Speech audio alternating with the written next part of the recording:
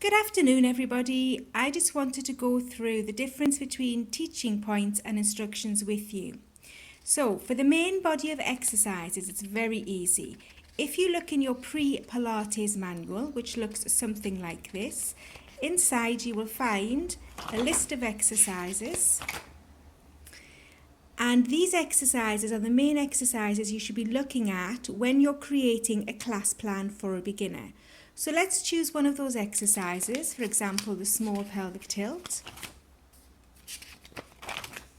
and have a look at the difference between the teaching points and the instructions.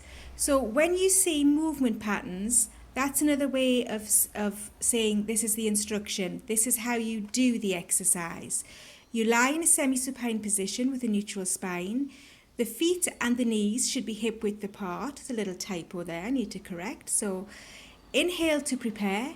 Exhale as you rock the pelvis posteriorly, engaging the pelvic floor and the abdominals.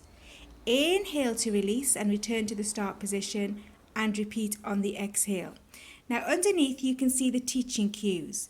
The teaching cues are what we anticipate are going to go wrong with the client or what we are going to need to correct. So a teaching cue can be generic. For example, keep the upper body relaxed but stable. Or we could say, keep the upper body soft. When we use a verb in the continuous present, like keep, then we're reinforcing what we are doing rather than giving a set of instructions.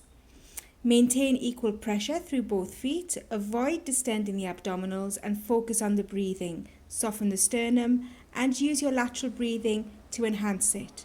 So those are all teaching cues.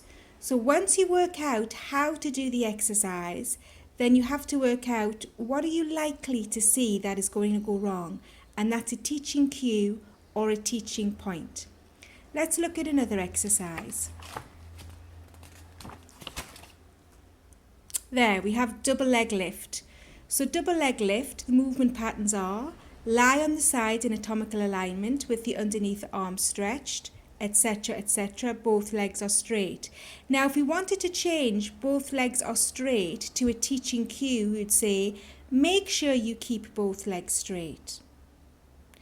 Teaching cues in this instance, or teaching points, are lengthen the legs away, focus on the alignment, keeping the hips from rolling forward.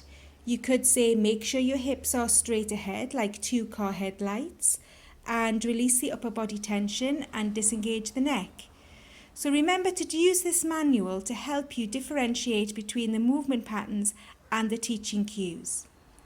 The hardest point is when you're writing up your warm-up and when you're writing up your warm-down, because there are no manuals for that. You have to create your own teaching points and you have to create your own visualizations in those instances. But if you use this as a guideline, this will be a good starting point to help you get that. Okay, and remember, if you get stuck, just submit the work to me in the first instance and then I can help point you in the right direction. Thank you.